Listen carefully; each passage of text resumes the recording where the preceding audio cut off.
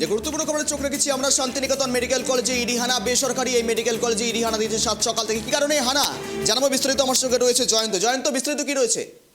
কিন্তু বোলপুর যে মুলুক যেখানে রয়েছে সেখানে কিন্তু একটি বেসরকারি শান্তিনিকেতন মেডিকেল কলেজ রয়েছে, সেখানে কিন্তু আজকে সাত সকালেই বলা যেতে পারে কিন্তু ইডি হানা দিয়েছে।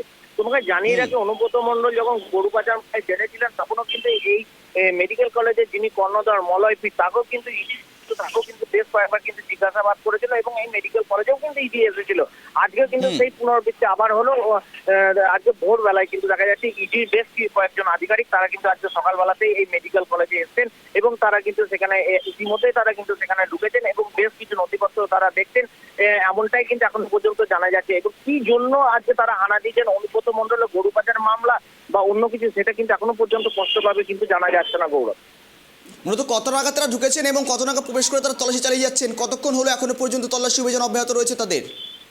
দেখো, তোমাকে জানিয়ে রাখি, ভোরবেলায় একেবারে ভোরবেলাতেই কিন্তু তারা কিন্তু যে শান্তিনিকেতন মেডিকেল কলেজ সেখানেই কিন্তু তারা এসেছেন। এখনো পর্যন্ত কিন্তু তারা রয়েছেন, বলা যেতে পারে ঘন্টাখানেক হয়ে গেল।